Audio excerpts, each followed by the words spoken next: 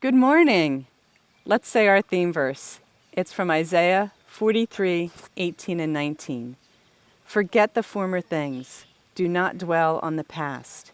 See, I am doing a new thing. Now it springs up. Do you not perceive it? I am making a way in the wilderness and streams in the wasteland. Not everyone is able to stand against the hardships of life. Even those who seem to have a deep faith can be rocked by tragedy and lose their way. God is always forgiving, and He's always merciful. His love is never ending. Robert Robinson was born in 1735 in the English countryside. Although his mother came from a wealthy family, her father disapproved of his daughter's lowly marriage, and he disinherited them. When Robinson's father died when he was small, Robert was forced to apprentice to a barber in London. During this time, he fell in with a notorious gang of hoodlums, and he led a life of drinking and thievery. At 17, he went to the famous meeting of evangelist George Whitefield with the intent of mocking those poor, deluded Methodists. However, part of Whitefield's message stuck in his heart, and he later sought him out to discuss it.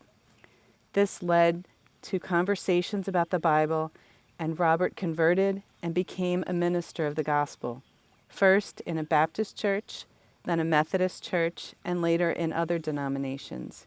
He developed a huge following, and in one location his congregation grew to over 1,000 members. At this time he wrote, "Come thou fount of every blessing." Unfortunately, after suffering financial and physical misfortune, he became altogether unstable and unhappy. He chose to look backwards, to focus on his troubles, and he became bitter. He forgot God's promise to make streams in the desert. On an occasion years later, he found himself on a stagecoach with another passenger.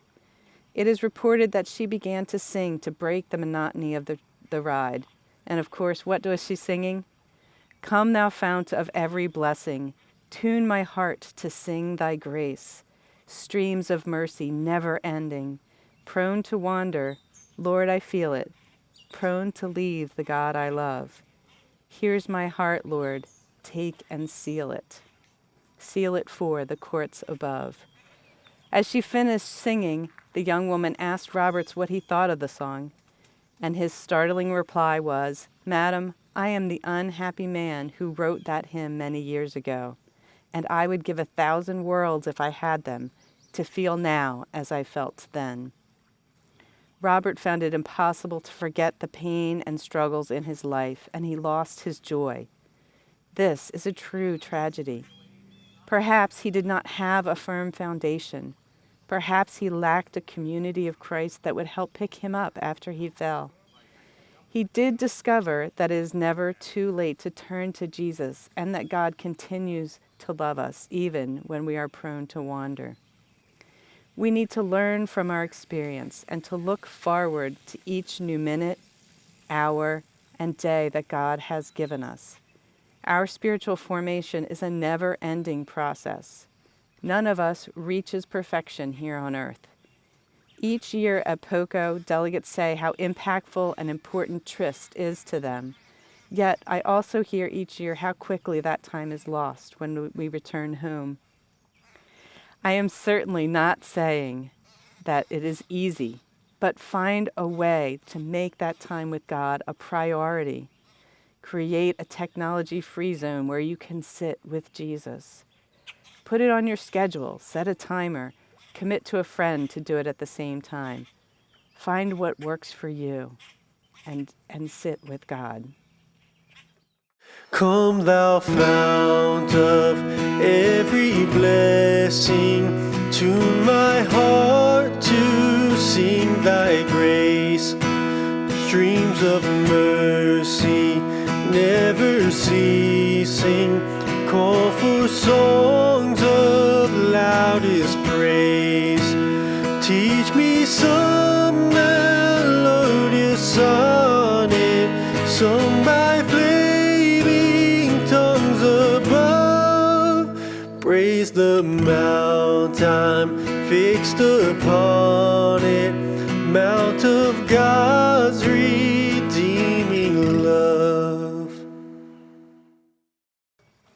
Today I'm going to end with a prayer from Thomas Merton, who lived in the early 1900s. He says, "My Lord, my God, I have no idea where I am going.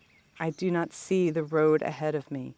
I cannot know for certain where it will end, nor do I really know myself, and the fact that I think I am following your will does not mean that I am actually doing so.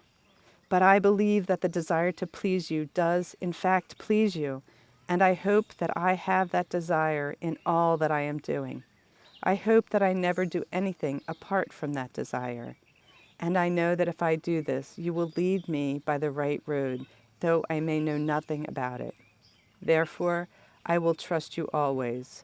Though I may seem to be lost in the shadows of death, I will not fear, for you are ever with me, and you will never leave me to face my peril alone. Amen." Have a great day. If you'd like to see a modern take on Robert Robinson's life, I suggest going to Right Now Media. They have a wonderful clip that has his song and a modern retelling. Enjoy.